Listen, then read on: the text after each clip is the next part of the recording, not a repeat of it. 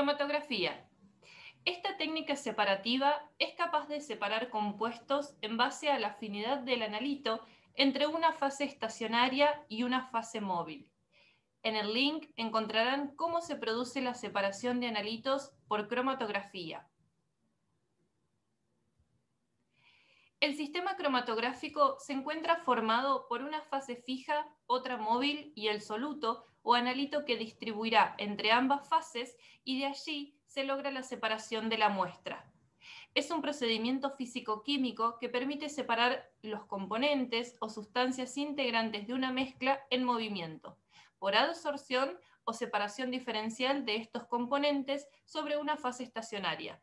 La particularidad de este proceso es que no debe producirse reacción entre los componentes en el proceso de separación.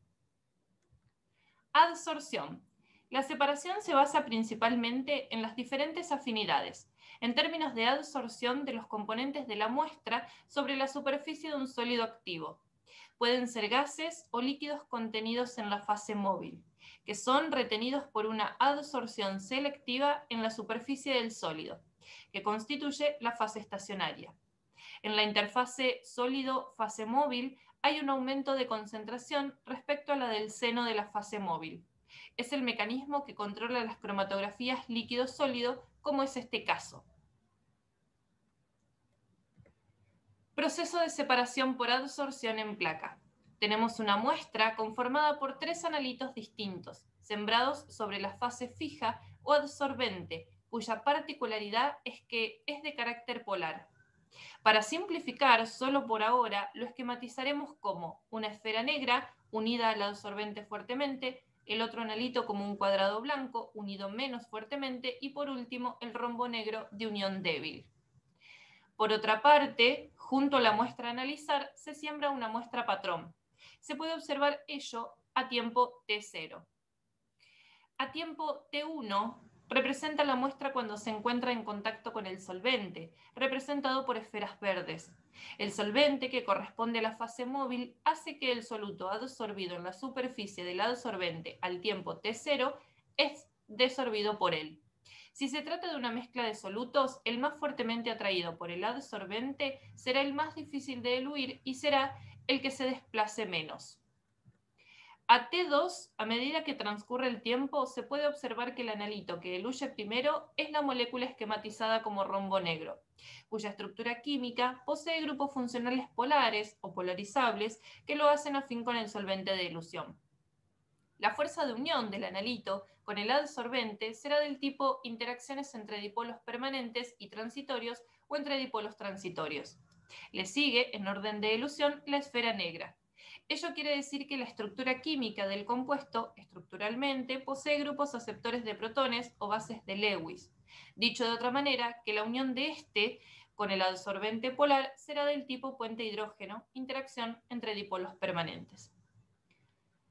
Por último, en el UIR es la molécula representada como un cuadrado blanco que puede presentar grupos donantes de hidrógenos o ácidos de Lewis, el cual se encuentra unido fuertemente con el adsorbente y es poco afín con la fase móvil.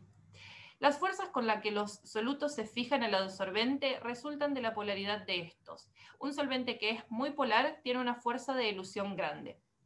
La cromatografía de adsorción es una técnica particularmente útil para separar compuestos de polaridad baja o media. La separación de compuestos muy polares mediante cromatografía de adsorción requiere, debido a la gran retención que ofrecen, la utilización de adsorbentes muy poco activos o bien tratamientos químicos previos a fin de reducir su polaridad. Interpretación de la ilusión cromatográfica RF. La velocidad con que una sustancia se desplaza puede establecerse mediante el parámetro denominado RF, factor de desplazamiento, relación de frente o índice de retención, que se define como la relación entre la distancia de desplazamiento del soluto y la del disolvente, fase móvil. A mayor distancia recorrida por el solvente, mejor será la resolución lograda, puesto que existen más cantidades de equilibrios adsorción-desorción. La elección de un solvente o mezcla será aquella que produzca un RF de 0,5 para el compuesto único o que separe el mayor número de componentes de la muestra. Valores de RF de entre 0,7 y 0,9 pueden estar indicando que el solvente es muy polar y no pudo desorberlo selectivamente a los componentes de la muestra. Valores de entre 0,2 y 0,3, el solvente elegido resultó poco polar, con el consecuente inconveniente de que pueden encontrarse manchas superpuestas debido a impurezas, no habiéndose alcanzado la desorción selectiva. Factores que afectan el RF.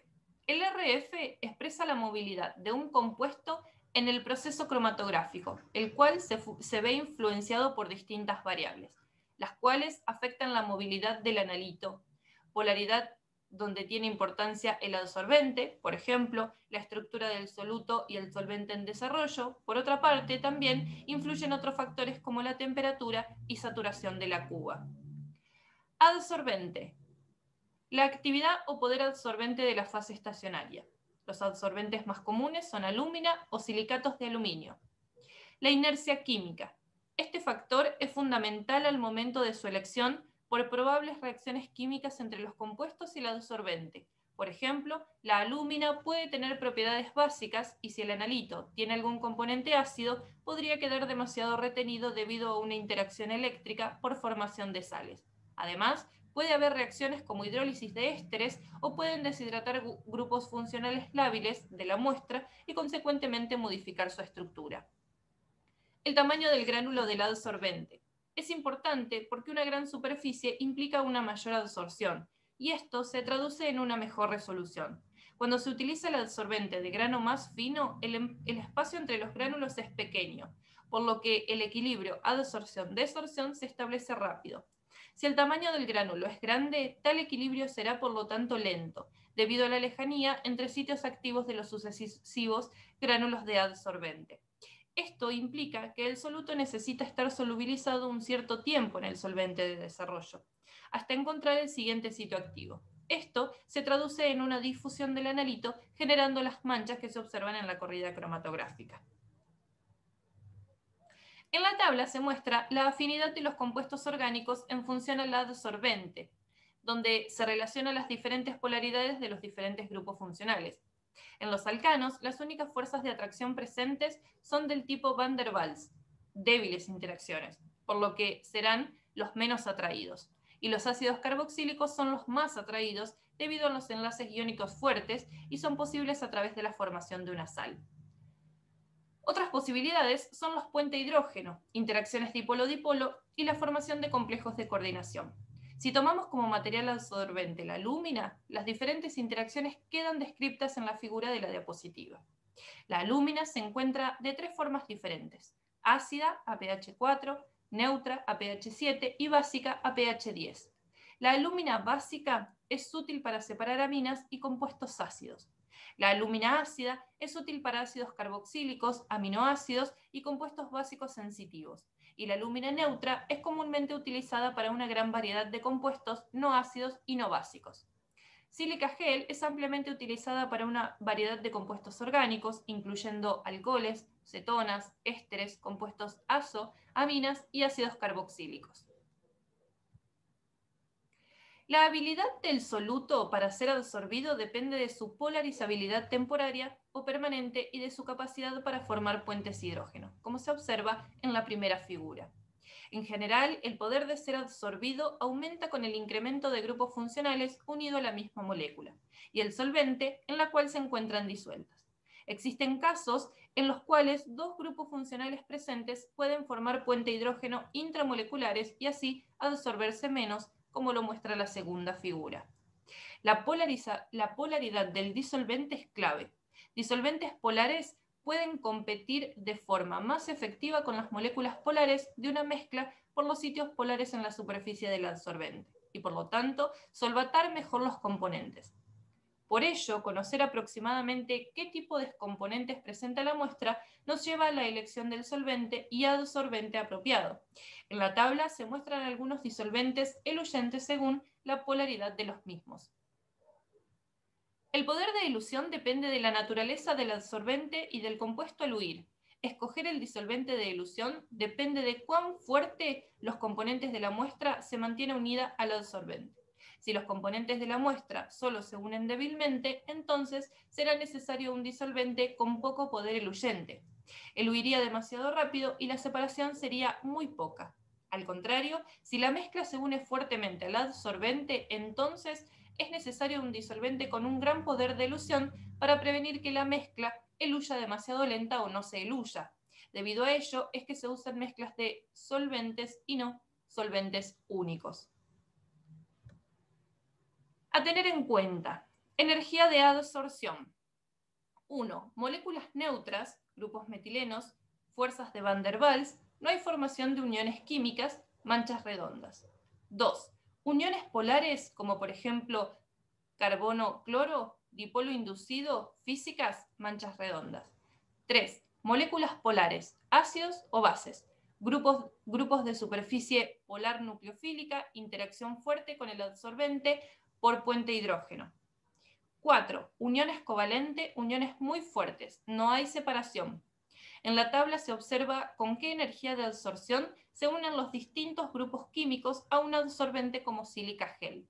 Por otra parte, en el ejemplo se observan las formas de las manchas en función al equilibrio de adsorción sobre la fase móvil versus la fase fija. Temperatura y saturación de la cuba. La temperatura debe ser controlada durante todo el proceso cromatográfico, ya que afecta volatilidades del solvente y por ende afecta las solubilidades. El control de esta variable hace que el ensayo sea reproducible. El solvente puede evaporarse cuando la cámara se encuentra mal saturada o posee saturación insuficiente, provocando la evaporación de la fase eluyente.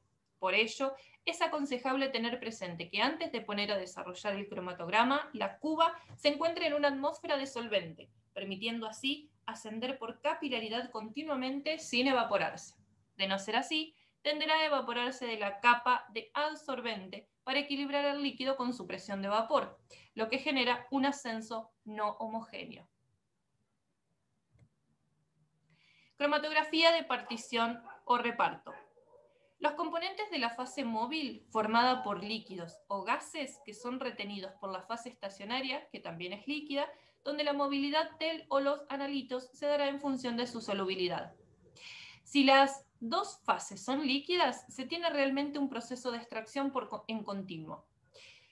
Un ejemplo de este tipo de cromatografía es la cromatografía sobre papel, donde el agua retenida en la celulosa del papel es la fase fija, la cual tiene un poder de disolución distinto en el agua pura frente a los solutos. Cabe decir que el papel contiene un 20% de agua retenido, aunque nosotros lo notemos seco.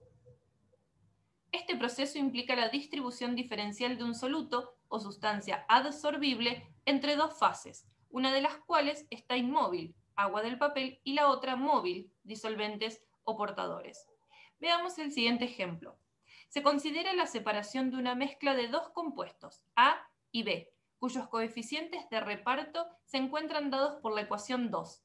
El valor de la constante de reparto del analito A y B son los siguientes. Kd de A es igual a 2 para el compuesto A, representado por la esferita negra, y K de B es un medio para el compuesto B, representado por la X. Como puede observarse en la figura, donde la fase estacionaria es el agua que contiene la celulosa de una tira de papel, en el cual se desarrolla el proceso cromatográfico. Cuando el disolvente penetra en la célula de papel, las dos sustancias se reparten según la ley de reparto. K de A es igual a 2 y K de B es igual a 1 medio. Se deducen las siguientes secuencias. En la fase estacionaria correspondiente al esquema A, encontramos 9 esferitas negras y 9 X. Debajo de esa figura se observa una ampolla de decantación. Este proceso de separación por reparto se podría pensar como extracciones sucesivas en ampollas de decantación. En el primer reparto, el esquema B, donde el reparto del analito A respecto al B se da KdA 6 tercios y KdB 3 sextos. El disolvente se mueve hacia la siguiente celda, que contiene solo agua, y por otra parte, el disolvente puro se pone en contacto con la primera celda. Tiene lugar un nuevo reparto según la ley de distribución anterior. Se observa la distribución de los componentes conforme se avanza en el desarrollo cromatográfico hasta la separación total. El esquema se podría graficar como se observa la distribución de los analitos en el desarrollo cromatográfico. Se utiliza el criterio de RF para medir la relación de frente del analito, pero estos valores dependen del coeficiente de partición y de las cantidades relativas de las dos fases en contacto. Reveladores. Una vez que el eluyente sobre la placa se ha secado, se ha de proceder a la visualización del cromatograma.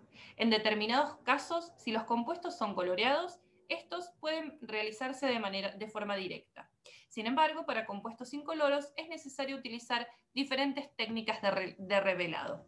Se los puede clasificar de distintas maneras como se observa en la diapositiva. La elección del revelador será en función al objetivo que se pretenda.